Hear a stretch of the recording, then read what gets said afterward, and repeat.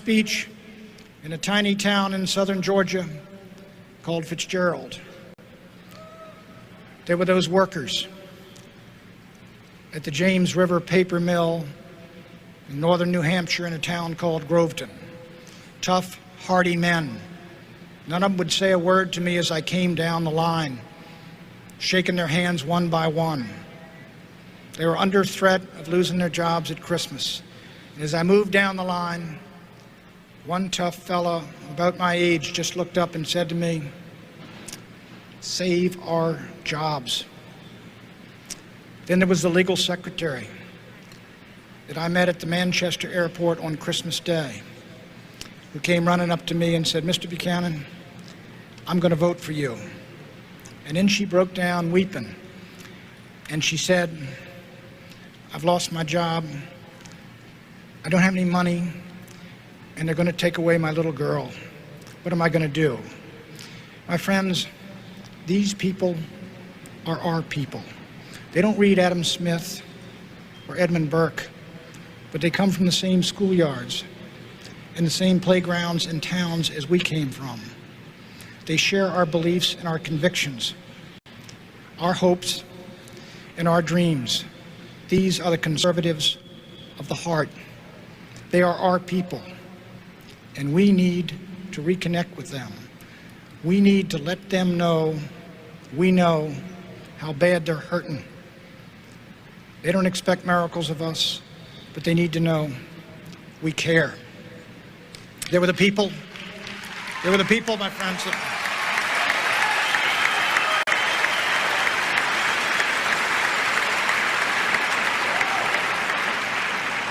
They were the people of Hayfork, a tiny town up in California's Trinity Alps, a town that is now under a sentence of death because a federal judge has set aside 9 million acres for the habitat of the spotted owl, forgetting about the habitat of the men and women who live and work in Hayfork. And there were the brave people, of Koreatown, who took the worst of those LA riots, but still live the family values we treasure, and who still deeply believe in the American dream. Friends, in these wonderful 25 weeks of our campaign, the saddest days were the days of that riot in LA. Worst riot in American history. But out of that awful tragedy can come a message of hope. Hours after that riot ended, I went down to the Army compound in South Los Angeles, where I met the troopers of the 18th Cavalry who had come to save the city of Los Angeles. An officer of the 18th Cav said, "Mr. Buchanan, I want you to talk to a couple of our troopers." And I went over and I met these young fellas. They couldn't have been 20 years old. And they recounted their story. They had come in to Los Angeles late in the evening of the second day, and the rioting was still going on. And two of them walked up a dark street where the mob had burned and looted every single building on the block but one, a convalescent home for the aged.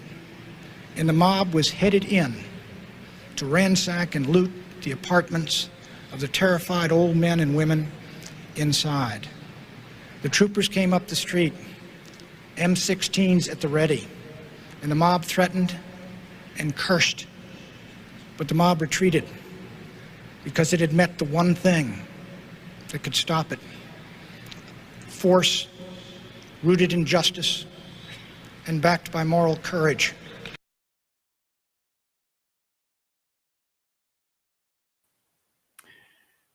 Hello and welcome. Happy Thursday, everybody. That was at the time, presidential candidate Pat Buchanan in 1992.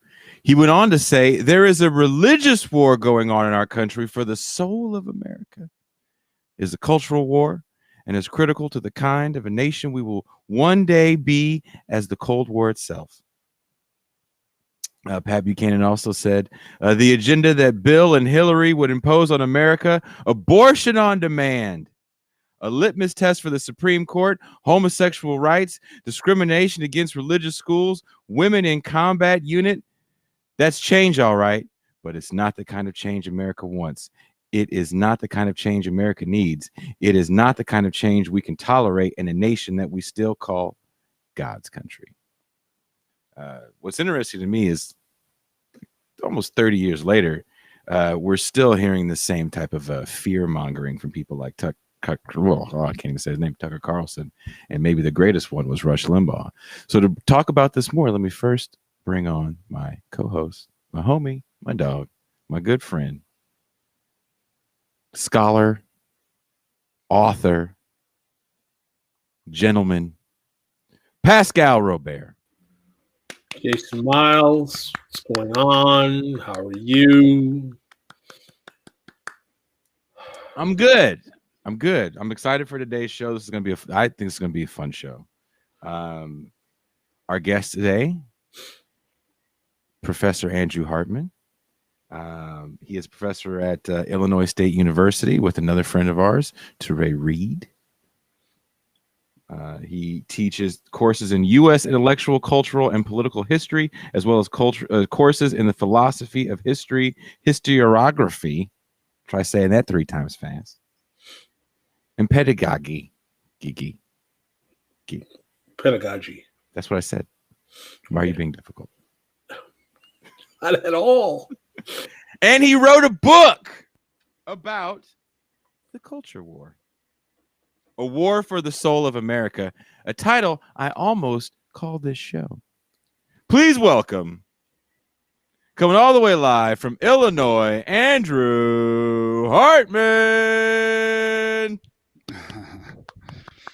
Andrew Hartman. Thanks, guys. No problem. Thanks, Jason. Thanks, Pascal. This will be fun. This is going to be fun. I'm looking very forward to you taking us through history on this issue. I've been looking forward to this all day because all of the narratives are being played out in today's contemporary society.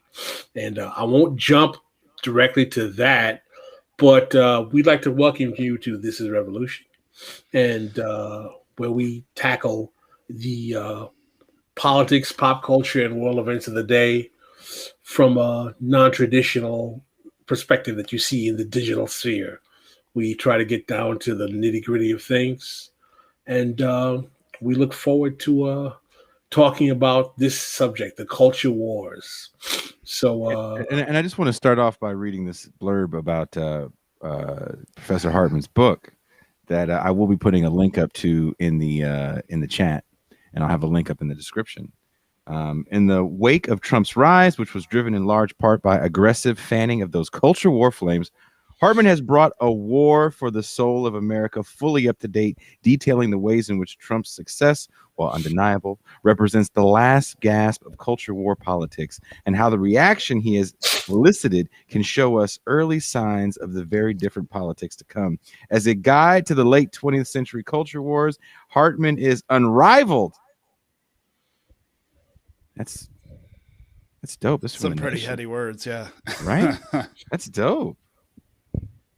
Incisive portraits of individual players in the culture wars dramas. Reading Hartman sometimes feels like debriefing with friends after a raucous night out, an experience punctuated by laughter, head scratching, and moments of regret for the excesses involved. So we're getting down today. So I'm going to shut up and get right to it. So, Andrew, we're going to start off with a very basic general question. Can you define for our audience what exactly are the cultural wars? What are their origins? And who are the traditional players in these culture wars? Yeah, definitely. So the culture wars are something that has always existed in American history. It's just a debate that various groups have had about what it means to be an American and how to define American identity.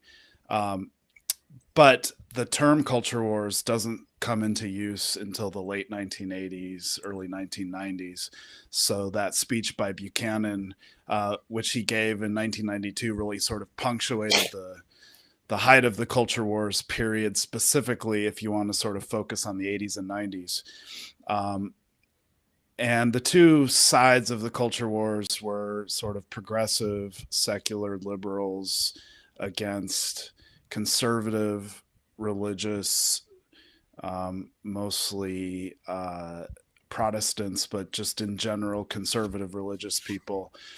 Sometimes they played out in partisan ways, Democrat versus Republican, although the political party system was not necessarily that which defined the culture wars. So I would argue that the culture wars that we understand as emerging in the 80s and 90s, and which we're still in many ways living with, emerged were sort of a product of the 1960s, the social movements that emerged in the 1960s. And here I'm talking about not just civil rights, but the Black Power movement and the other sort of identity power movement, Chicano movement, American Indian movement, feminism, or what at the time was called women's liberation, the gay liberation movement. These movements sort of coalesced together alongside the counterculture to really challenge traditional cultural framework that existed prior to the 1960s that many Americans, not most, but many, I would say a majority of Americans sort of conceptualized as what it meant to be an American. And so you have these movements really pushing against this framework in ways that disturbed a lot of people, in particular white Protestant or Catholic religious conservatives, someone like Patrick Buchanan. And so those are the two sides of the culture wars, and that's kind of the more recent history of the culture wars. That's kind of like the time frame we're looking at. Okay, would you say so? One of the themes that we have at This Is Revolution is what we call the 50-year counter-revolution, meaning the period after the civil rights movement, starting with Nixon and everything onwards, is a kind of a counter-revolution to the New Deal civil rights coalition that comes out of the 60s. And much of the politics that we see, including discourse around race, around racial inclusion, around the state, the welfare state, is couched in much of the battle lines that were drawn in that period. Would you then view that the culture wars, the contemporary manifestation of the culture wars, are part of a phenomenon that exists within the context of the 50-year counter-revolution? Yeah, definitely. I would argue that so I don't know, like liberals like to think that the culture wars are started by conservatives, that conservatives fan the flames of culture wars. And it often feels that way. I mean, recently, if you look at President Trump, he was the ultimate culture warrior president. He wasn't at home unless he was fanning the flames of the culture war on Twitter or elsewhere. But really, I think the beginning of the culture wars, you have to root in what I would consider a cultural revolution of the 1960s. And so the counter-cultural the counter-revolution to that cultural revolution being waged by a conservative movement, being waged by the Christian right, is very much a way to think about the counter-revolution. Now, it's not precisely, you can't precisely match it up with the counter-revolution to the New Deal or social democracy. It doesn't precisely match up that. There's some sort of paradoxes there. But the time frame is, it works with your theory, I would say, the sort of premise of your show, definitely. Wow. Excellent. Okay, there seems to be a resurgence in this culture wars narrative with people decrying cancel culture and wokeness. Usually the complaints against these phenomena have come from the right wing, but recently we've seen pushback from the left as well. What do you see as the driving forces behind the cancel culture wokeness narratives that have begin to implicate today's politics in terms of the culture war? So, to a student of the culture wars, to a historian of the culture wars, it just seems really familiar. It seems sort of retread. In the late 80s, the big debate that was very similar to this was about political correctness. And a lot of this was sort of driven by academic discourse, academic politics, things happening on campus. There was a lot of concern amongst the political elite, and here I'm talking about the liberal, but especially the conservative political elite, about what they considered political correctness running amok on campus. Now it seems the current debate seems similar, except that it's much more, I guess, pervasive because it's on social media and so many people, so many of us are sort of like living our lives through social media. But it really is, I think, still rooted in a sort of academic discourse, concerns that emerged in the academy in terms of, I mean, the political correctness sort of debate is interesting because beginning in the 60s, but then especially taking off by the 70s and 80s, you had all kinds of different people on campus who did not used to be sort of living on or going to school on traditionally white universities, right? So like, for example, the first effort to create Black studies happened when sort of working class Black Panther type protesters stormed campus buildings in places like San Francisco State University, nearby at the University of Illinois, Cornell, a bunch of universities across the country.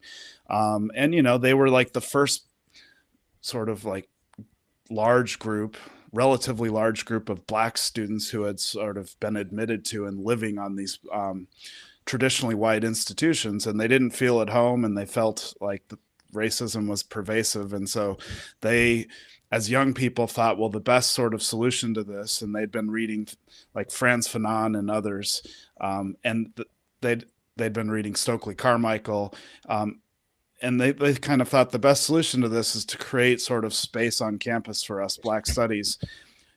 Shortly thereafter, you get the introduction of women's studies, and then this whole ethnic studies sort of movement takes off.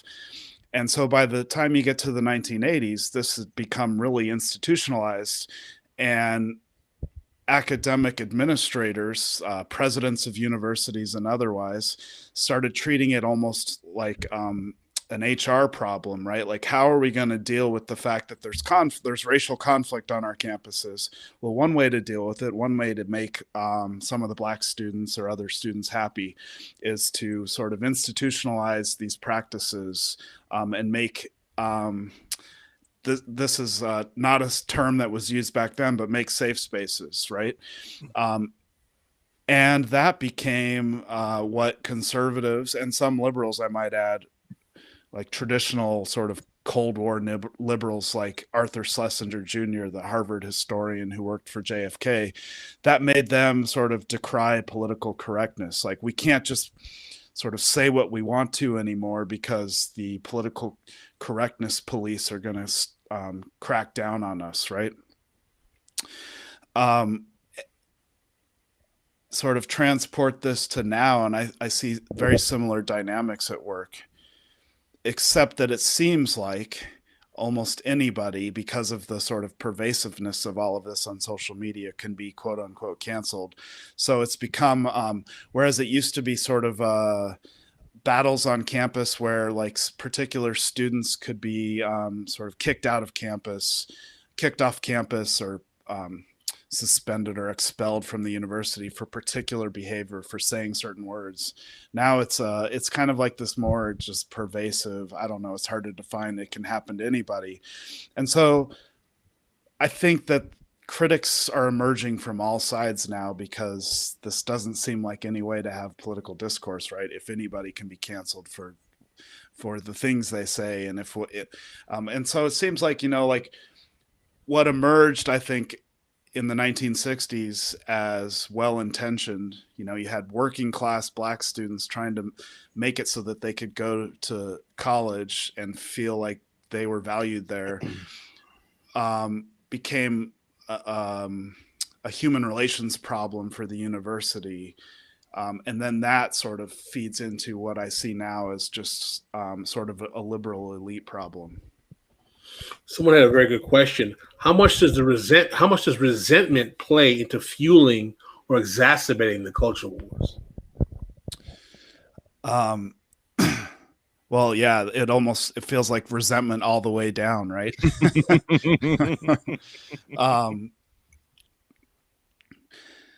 Like the resentment, everyone seems to resent everybody. So there's a lot of resentment held by, let's face it, people whose identity used to matter much more in our sort of popular culture, conservative, religious, white men. White guys. Yeah, dude, exactly. And, the people who didn't used to have identity, but now they have to sort of think in identity terms, right?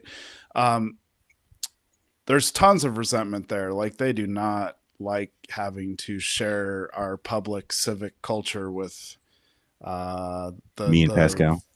Yeah, exactly. or with, if in Buchanan's term, with the mob that was looking to storm that senior center that the cops were protecting, or the National Guard were protecting. Is a right? beautiful story, isn't it? Yeah. The riots were stopped. There's actually footage. I forget the name of the documentary. I want to say I forget the name of the documentary, but it's actual archival footage from the riots. And towards the end of it, it's when the troops came, and all of the footage they have of these troops, and of course everything's edited, is troops being not lost, but like they don't want to be there because they're like, this isn't right. You keep seeing these young guys going, this doesn't feel right, because these are our own people. What are we supposed to do? And you see them ask each other like, well, what are we supposed to shoot them? Yeah. And have Pat Buchanan tell it. They stepped up there, kind of like a cross between Captain America and Duke from G.I. Joe.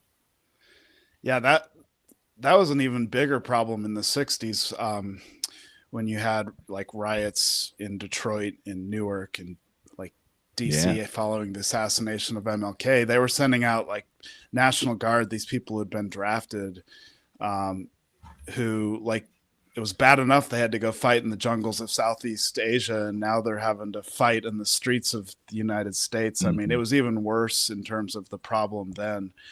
But yeah, I don't know. Anyone who ever says that like Donald Trump seems like an aberration just needs to listen to some speeches from Patrick Buchanan on the presidential trail of 1992, or even go back a little bit further to George Wallace on the presidential trail of 1968. There are some of these deep roots, and these are sort of like the right-wing culture warriors that really speak the language that Trump somehow managed to learn. Do you think that for the reactionary right, using the culture wars framing is an effective way to divert American society, particularly like with the rise of neoliberalism, away from the actual reality that the nature of American political economy is disadvantaging them? And instead of focusing on the fact that capitalism is basically not working for larger segments of America, that, it's those brown people, those Mexicans, those gays, those XYZ, whatever group, that's the problem. So does the dependence on the culture war, particularly with the arising of precarity that we've seen post 2008 crash, is that a go-to tool for the reactionary right? Because frankly, they don't want Americans to start asking the question of, well, maybe it's the economy, or maybe it's capitalism, or maybe it's the way, maybe it's the fact that we have such wealth inequality. Does it function in that way for the reactionary right? So, yes, but I would qualify that a bit in a few ways. Sometimes it functions that way for liberals as well, I would say. It's like a liberal, a white liberal elite, especially, or I would just say maybe a cosmopolitan liberal elite would much rather sort of focus on fighting the culture wars from sort of a liberal, virtuous perspective than have to deal with wealth redistribution. Same goes for the right as well. So yeah, definitely. But I would qualify that in a few other ways as well. So, Thomas Frank wrote this book in 2004 called "What's the Matter with Kansas," in which he basically makes this central argument, right, that conservatives were duping working class white Americans by focusing on issues like abortion instead of like how to get more money in their paychecks, right? I would qualify that by saying that a lot of the culture warriors, even many of the politicians, really, I think, do believe their rhetoric.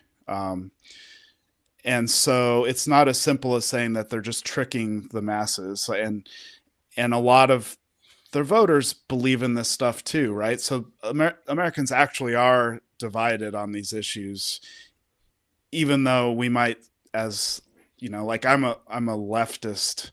I consider myself a Marxist. I think the working class should just get together and overthrow the capitalists, right? Sounds easy, right? But a lot of working class and professional middle class people are actually divided on these cultural issues. So that's a real thing.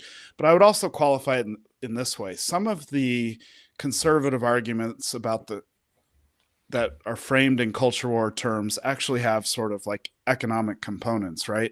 So one of the main arguments that religious conservatives have been making since the 1960s is a defense of a traditional nuclear family, especially based upon the notion that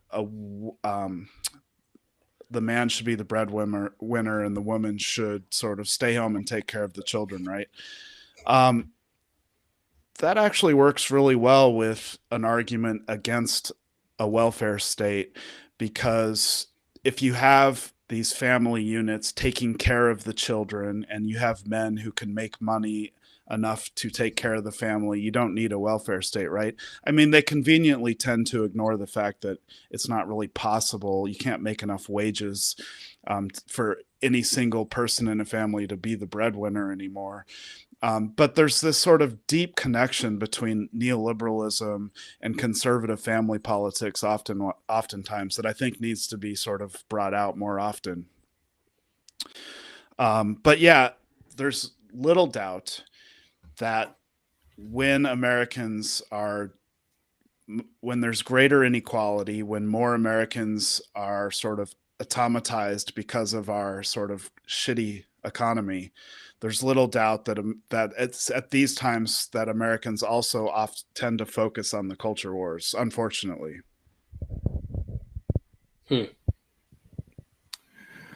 So Teray says hello. Hey, Teray. And thank you, Teray, for hooking this whole thing up. I want to ask you about another episode of the Culture Wars, which was the 1986 PMRC hearings with the Filthy 15. Yeah, was it the Filthy 15? Yeah. No rappers in the Filthy 15, right? Or was one only? There was none, right? No. So the when Congress held hearings, they mostly focused on metal. They called it porn rock, and so they're known as the porn rock hearings. and this was like a cause led by those who were dismissively referred to as the Washington Wives, and the leader of the Washington Wives, of course, was Al Gore's wife, Tipper Gore. And which is why you get Tipper stickers, the PMRC stickers on CDs and albums. They're known as Tipper stickers. But those hearings, which were held in 1986 for the first time, it was mostly a focus on rock. And so some of the people they brought in were like, for example, Dee Snider, the lead singer of Twisted Sister. They were particularly concerned about the very popular MTV video that Twisted Sister had for their song, what is it? I Want to Rock, right? Yeah. And it's only later, it's like kind of the late 80s when censors went hard after rap, in particular 2 Live Crew.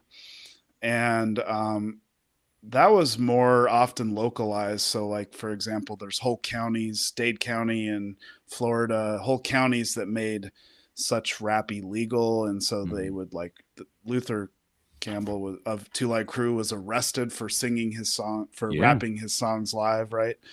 And they went after rap harder in a much more sort of legal carceral way than they ever did off heavy metal. But they were really concerned with not just the sex in heavy metal, but also what they thought of as satanic messages. You know, this was a time in which like satanic panic is going on. You got the overdoses and this kid suicide. This is in the era of the Judas Priest. Exactly. So Teray didn't warn me that you were a metalhead, which is the crux of what we talk about when we do speak. It's usually about guitar playing and heavy metal stuff. So unlike you guys, I don't play, but I definitely listened to a lot of it in the 80s and 90s.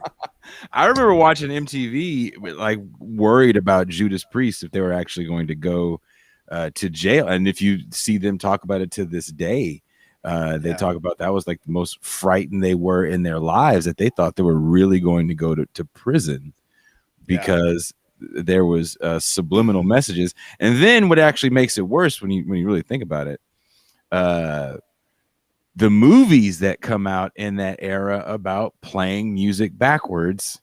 Yeah. The Gate, Trick or Treat with Skippy Handelman from Family Ties. So I was at the time also a big fan of punk, and I was really into the Dead Kennedys, and you know, Jello Biafra, the outspoken lead singer of the Dead Kennedys, who's like really political and always has been. So when I was researching that chapter in my book, I went back and watched, like, all of this stuff was covered at length on daytime television, you know, Donahue and Oprah and everything. And I went, thanks to YouTube, went back and watched a bunch of old episodes. And Jello Biafra, man, Donahue had a whole episode dedicated to this issue, and had Tipper Gore on and brought on Jello Biafra. And he was scathing in his criticism of Tipper Gore, like really took it seriously. A lot of bands didn't take this too seriously, and they in fact liked the Tipper stickers because it was a badge of honor, and it helped them sell a lot of albums. But Jello Biafra was serious. He blamed Tipper Gore for the police raiding his house, you know, these types of things. So and the police did raid his house. I think he was running for mayor of San Francisco at the time. That's right. Yeah, that's right. Yeah. I do have to share this. We have a little bit of time, and I can share this so we can all enjoy. Can you guys see this? Oh, sorry, that's why it's just all you. It's all Professor all the time. This is for those of you too young to remember. Before The View, there was several daytime shows that usually had one host, not a plethora of multicolored people that all shared the same opinion. And Phil Donahue was one of the biggest. And this is Oprah before she was the Oprah that owns literally her own network.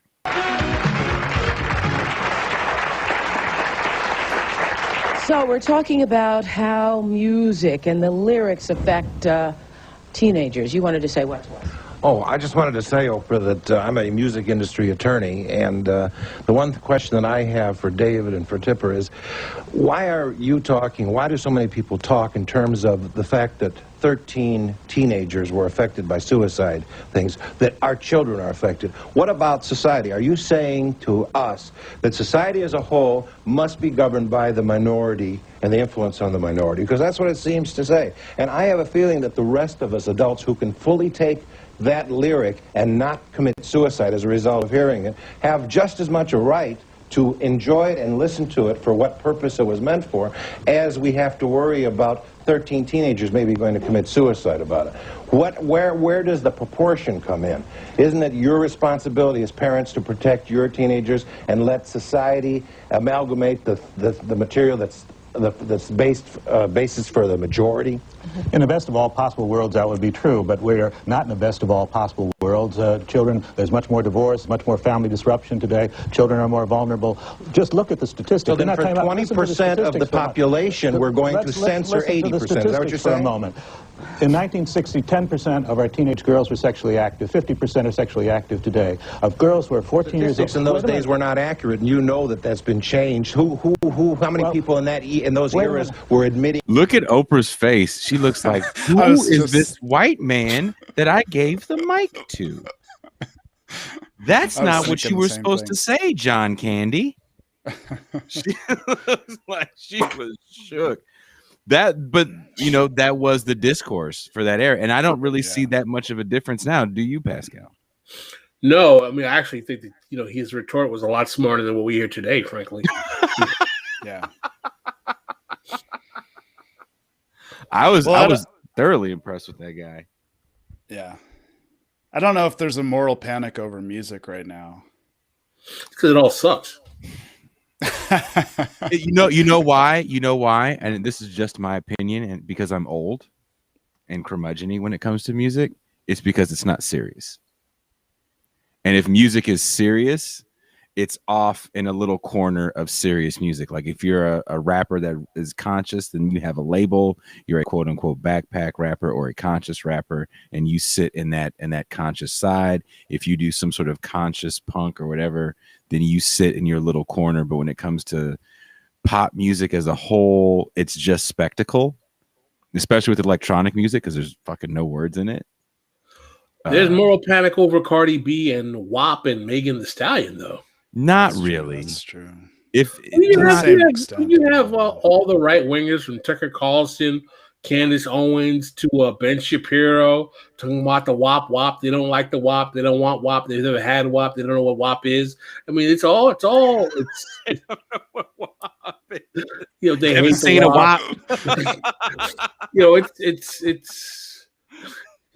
know, I mean, no, it's they're all up in arms over, you know, I think two young women. If they have congressional hearings about WAP, then we're going to be onto something, right? So, but that's the thing. Think about whatever we want to say about NWA and Public Enemy and Ice-T 6 in the Morning. We can go on about that music, but it was serious to a degree, right? It was serious music talking about real shit. 2 Live Crew was never really saying anything. This is literally a lyric from one of their songs because I remember that shit. What does your mama like? Head sex and welfare checks. Yeah. So for them to put the onus on those, and those guys held a mantle, right? Remember the huge names that were behind 2 Live Crew. I think more people then took seriously the idea that people's behavior was shaped by pop culture. I don't know that as many people take that idea seriously now as they did then. I mean, there were panics over movies. The Christian right seriously went after Martin Scorsese's movie, The Last Temptation of Christ. Yes, I remember that. Because that's right. And I could be wrong, but I have a hard time imagining that kind of campaign against a movie now. But I could be wrong. I don't know. I feel like we've been so we've gotten so used as a culture to pop culture and to the pervasiveness of it, and we've had it for so many decades now that fewer and fewer people sort of think about the negative. Think about pop culture as being something that negatively shapes us, or they've just thrown up their hands because there's nothing they can do about it.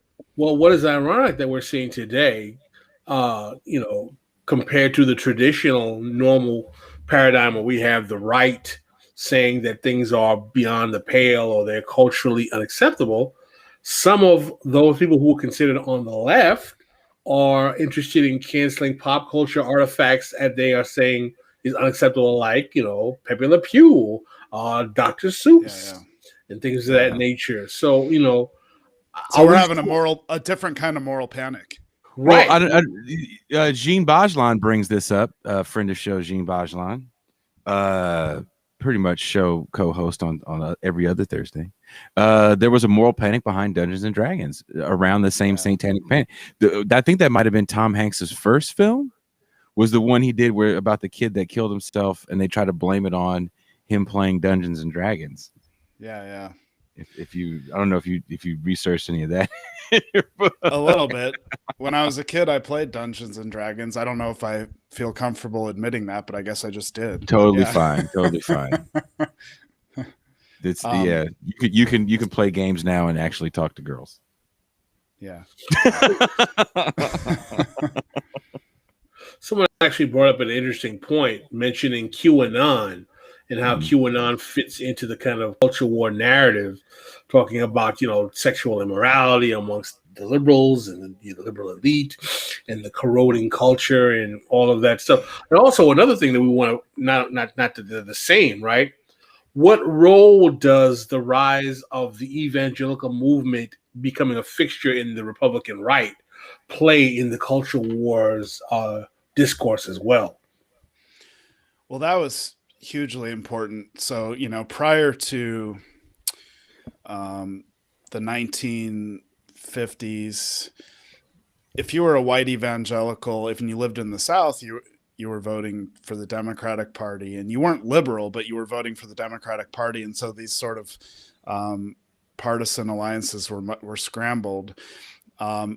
It's really with the emergence in the 1960s of Democrats sort of aligning much more so with the push towards public secularization. And you see this on the Warren Court when they made prayer in school unconstitutional, that religious conservatives decided they needed to get politically organized, and they more and more found a home in the Republican Party. Now, there's sort of long-standing ties between many white religious conservatives and the Republican Party, but they grew much tighter.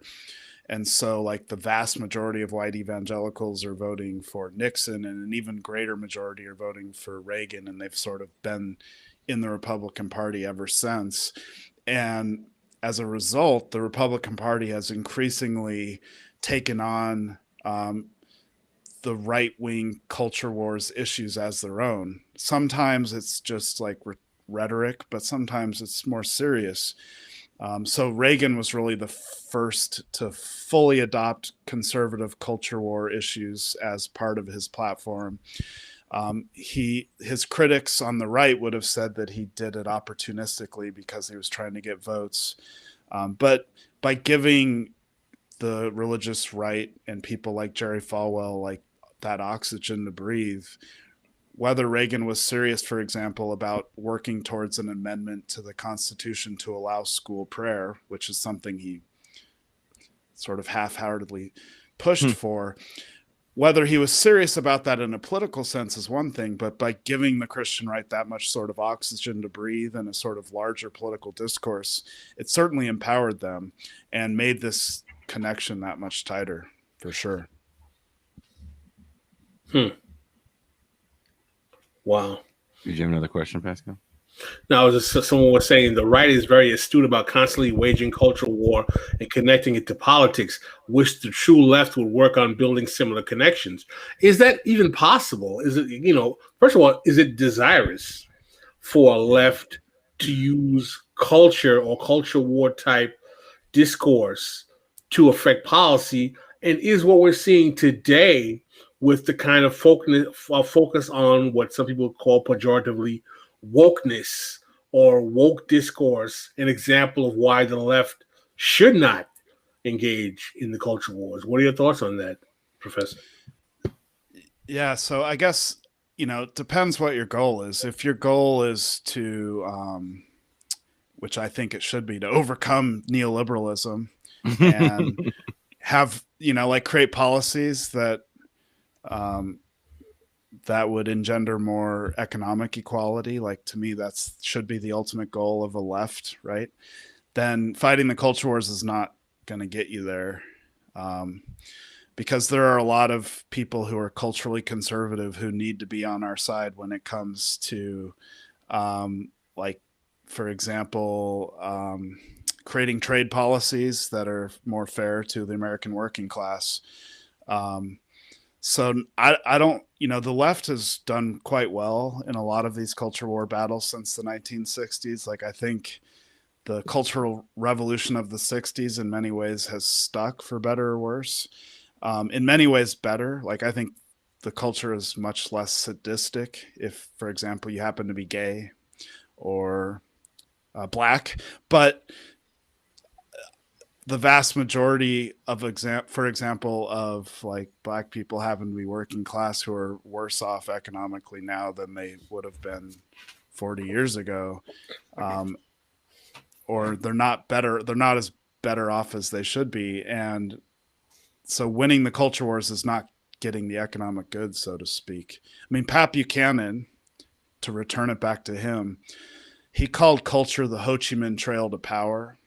And so he thought a lot about culture and the culture wars in terms of like Antonio Gramsci, the Italian Marxist theorist, who thought that the way to power was through cultural hegemony. I don't know if I entirely agree with that, or rather the focus on the culture war issues specifically. I don't know that that is doing the left that much good if the ultimate goal is the kind of solidarity necessary to create sort of better policies. What I would want is like a democratic socialism. I just think we need some more solidarity, not less, and the culture wars tend to sort of fragment solidarity. Jean Bajlan says this. I want to get to this before our next guest comes in. Isn't the culture war a general fixture of right-wing politics and representative democracy, as per Daniel Ziblatt's arguments in conservative parties and the birth of democracy? Yeah, I've read that argument, and to some degree it makes sense. But I kind of like, if we're going to think in sort of like these broad sort of the big history terms, which is what this argument is, I kind of prefer Corey Robin's argument in his book, The Reactionary Mind. And he argues that conservatism is always just a reaction to anything that happens to be pushing the bounds of revolution. And so you see this with the emergence of like the concept of tradition as outlined by Edmund Burke, who Buchanan cited in that speech that you played at the beginning, right? So what Edmund Burke was talking about was like tradition as opposed to the French Revolution. You see something similar emerging out of the 1960s with the rise of these neoconservatives who were arguing against the counterculture, against the sexual revolution, against the gay rights movement in very sort of conservative terms. And they were sort of defining themselves against these revolutionary movements. The Republican Party for most of the 20th century, I would argue, has been positioned against the New Deal.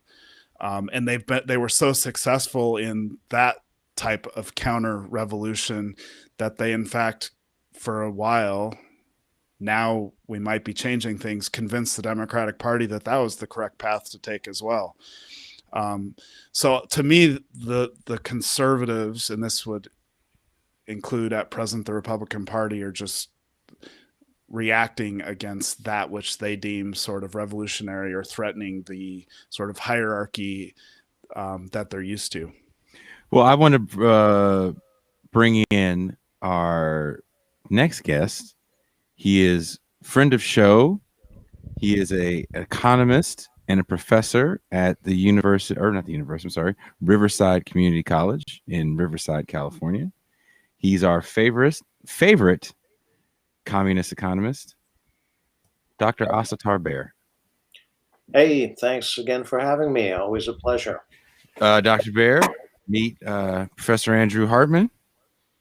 Nice to meet you. I caught the tail end of your talk there. It sounds interesting.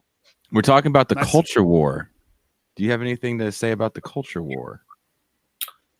I feel like you're constantly fighting it on Twitter. I'm in favor of it as long as it slants toward the proletariat.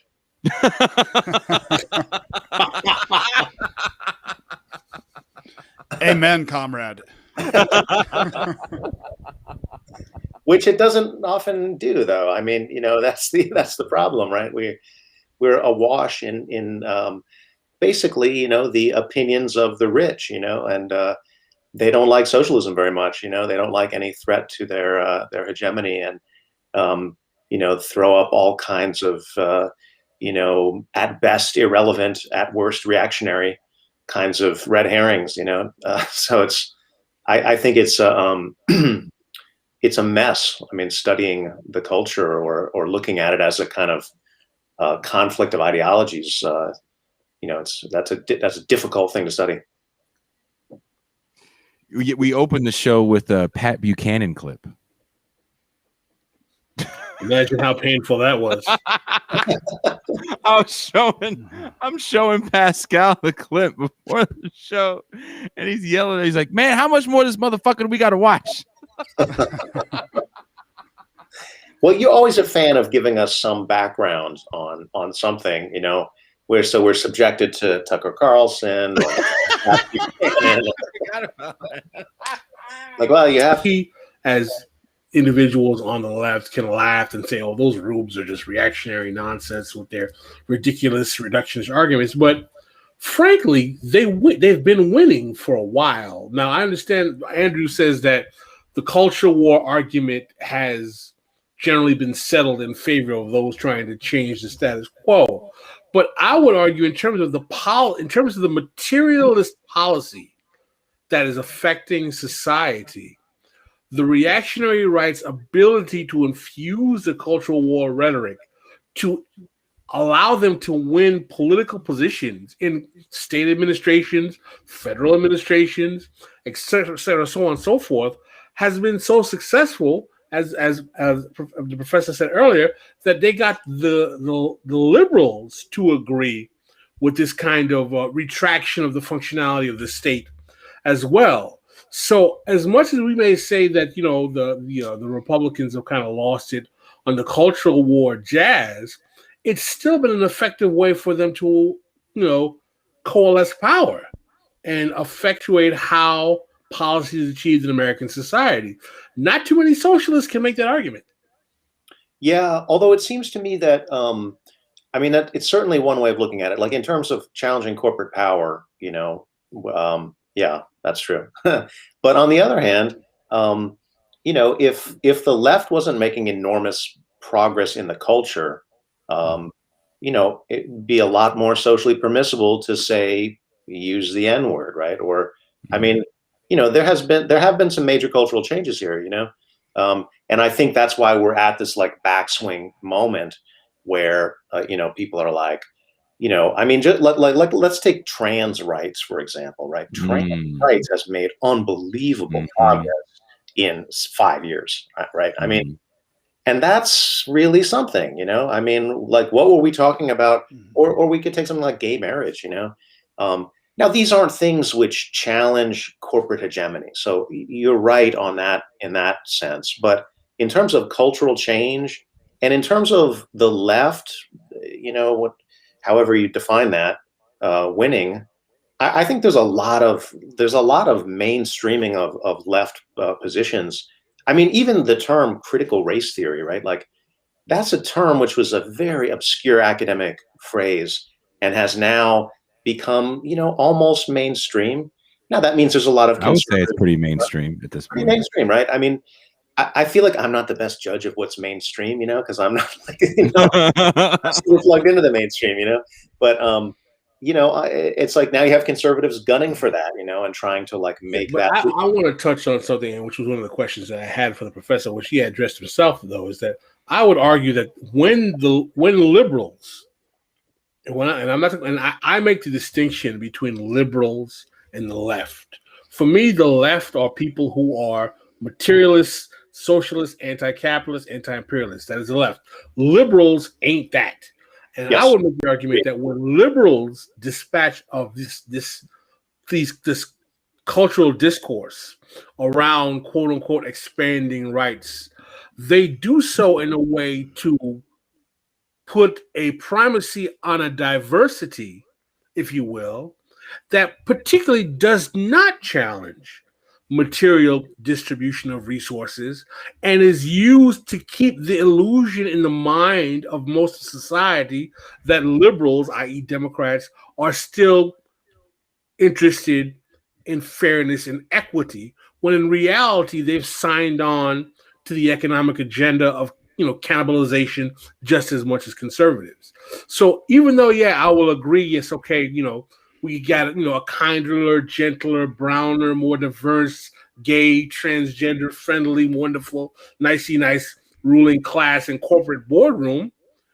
When it comes to the actual equity and equitable distribution of wealth, resources, and power in this country, that 1% is shrinking amongst a more multicultural, fluid coterie, if you will. But in terms of the actual goods and services, people are losing out.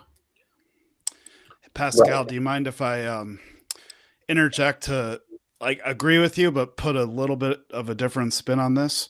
Go for it. The struggle for a less sadistic society has been important and has, I think, been highly successful. We have to think about that as being a little bit, in some ways, separate from the struggle against corporate power.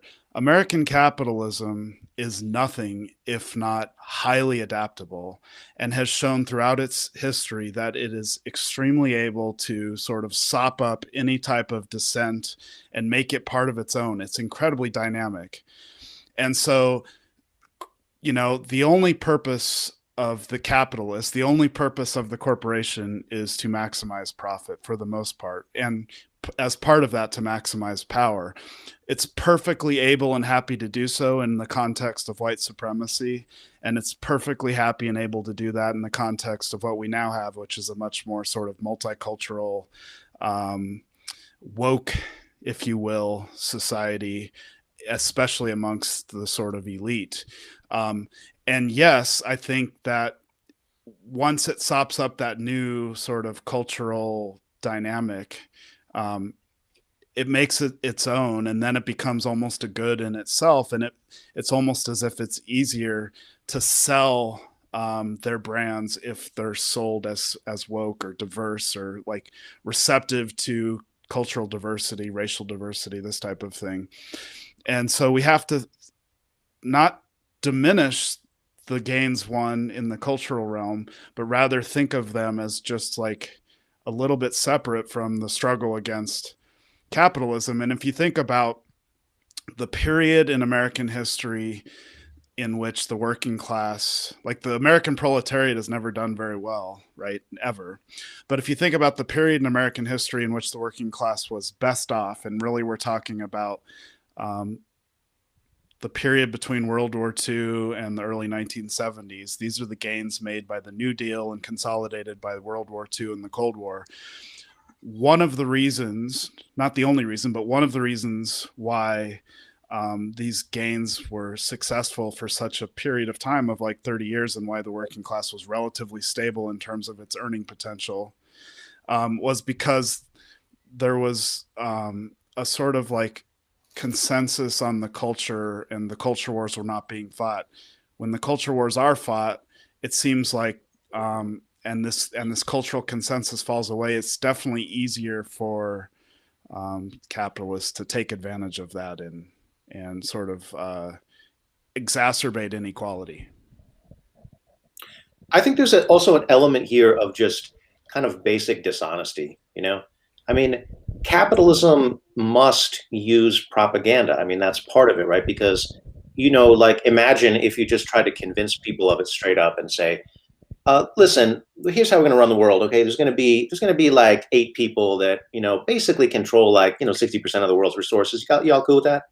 And everyone would be like, the hell is this? Right. I mean, this doesn't make any sense whatsoever. I thought we were believers in democracy and liberal values like that. Right. So, the bourgeois ideology must deceive. I mean, there's no there's no two ways about it, right? It must say, oh, well, no, this is actually for the good of the working class. Oh, really? Oh, fantastic. I didn't realize that. That was for our own good, for y'all to have all of the world's resources under your control. Fantastic. Well, I mean, and the proof is in the pudding, of course, right? Like if it is truly for the good of the working class, I imagine we must live in a world without starvation, without homelessness, a world in which everyone gets the health care they need. Oh, we don't? Oh, in fact, it's pretty much the opposite of that, right? Like, I mean, we live in a world where millions of people perish needlessly due to these very things. So, the capitalist class must lie. And then it also lies about diversity, I mean, like, and I think that's part of the like backlash against wokeness that we're seeing right now is people quite correctly perceiving that a lot of this is bullshit, I mean, like, okay, you can have a few, very few, right, black or brown CEOs, but have you really dismantled white supremacy? Come on, right? I mean, like, like who thinks that, I think even reactionaries don't buy that, so while there's still progress to be made and progress to be celebrated. Somebody made a comment that I appreciated about, okay, still being poor, but at least when I'm with my boyfriend, I'm not seen as some kind of monster. That's worth something, right? So we just don't want to mistake that for, like the whole shebang. Like we won, like that happens, and then we start celebrating, and yeah, like the Obama election. Right. I remember that day. I remember just black people. Yeah, I mean, my point is that it's. I understand what we're saying, but again, particularly when we had the rise of the new Democrats and the third wave Democrats, and that basically are using the culture war victories as the barometer of their political success and delivering nothing in terms of materialist politics. I would make the argument that once we play into focusing on these quote unquote supposed victories, that we are doing exactly what works at the behest of these neoliberal Democrats and liberals. Now, I'm not saying that means that we need to become reactionaries. We're like, oh, we don't care about that stuff, or you can burn trans people at the stake. That's not my point. But what I'm saying is that I think that we need to become much more shrewd and much more circumspect at the way in which liberals dispatch and utilize this culture war narrative. Thank you, Armando, for the super chat. Appreciate it, man. I'm glad you got your stimulus money. Yeah, and thanks to everybody who's supporting the show. I mean, this is a great show, and we need to do our part to support left media. I mean, this is a really good development that, partly the technology makes this accessible, and also, that that doesn't matter unless we actually support it. So, and before we sign off, I do have to ask both professors if they can stay a little longer for the bonus patron only after hours. I know Mr. Hartman's in a different time zone than me and Dr. Bear, so you might have to shut it down. So I can stay as long as it takes. Oh, win the revolution. I can hang for a while for the revolution as well. Oh shit! Oh shit! So if you haven't done it already, guys, become a patron. I'm about to send a link out to we call it the after hours, where I probably say the N-word too much and we curse a lot more. Wait a minute, was I invited to the after party or the? Yeah, well, originally I wanted you to come on and I was going to ask you some economic questions. Yeah, but now the economic questions. I'm the patron. I'm the patron. You are the patron bonus. Economic questions are behind a paywall now. Okay. Wow. All right. Price I've arrived to the point where I have an incentive. Look at this. Well played, comrade. Well played. You know what's funny? I want to say, and I'll keep saying this. I found Asatar through Twitter, through another economist. Arash. Fuck. Why am I blanking on Arash? Who I've also struck up a friendship with over the Well, he's right by you. Yeah. We haven't met in person, but we've talked, through Zoom and whatever. And through Arash, I met Bear and Jack Rasmus, who actually lives on the other side of the hill from me. So I love having these like crazy ass economists because they just get more interesting. Like Dr. Bear also has a really interesting meditation channel. And another thing I want to get into on the bonus half is, if you have time, is the kind of pimping of that mindfulness. You talked about it a little bit on Twitter. I do want to get into that because I think that's just kind of gross. Using it for productivity, right? Yeah. I definitely want to get into that. Oh, thank you very much, John. Thank you, Nicola. This is huge. You love I don't say it. I don't say it on purpose. It happens to fall out. That's just Jason being authentic. You know, I mean, you guys are here for the revolutionary content. We get that. You know, that's. I'm sometimes too authentic, and then my mom yells at me.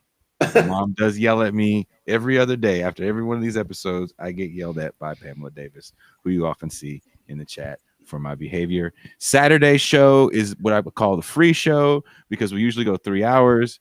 We had Ben Dixon on last Saturday, which was good. It was really good. It was a very honest Ben Dixon. We were all kind of blown away. Really happy Ben decided to come on the show.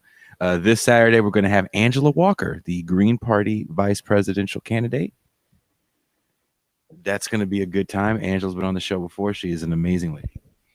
It's great to see you guys drawing some big names to the show. You know, I mean, you can't stay with obscure commies like myself forever. You gotta. I'm trying to get a segment called like Bear's Lair or some shit where we like bring you in every other Thursday because you're also getting more. Your beard is getting bigger, and I can tell you're getting more buff because you're like, I also do Brazilian jiu-jitsu. Yeah, I returned to it actually a couple of weeks ago, so I've been fucking struggling. Let me tell you, because a year off. It turns out taking a year off from something does not make you better at it. You're scaring me because I haven't touched my guitar in some time. So I'm gonna go ahead and sign off, guys. And if you're a patron, I'm going to post the link to the patron only after hours segment where we're going to take deep dives into culture wars. We're going to ask questions of the economy, and then Pascal's going to talk mad shit as he always does in the after hours.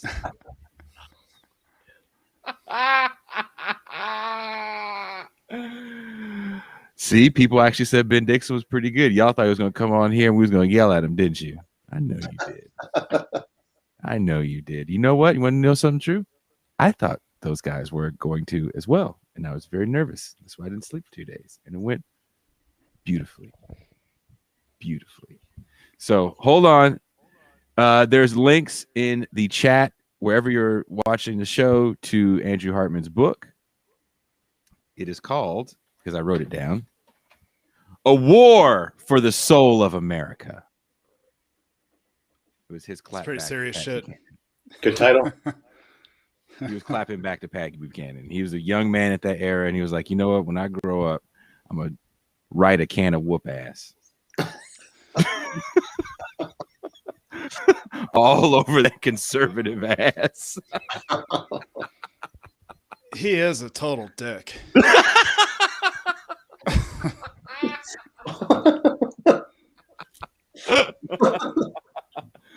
All right, guys. Thank you very much. And we will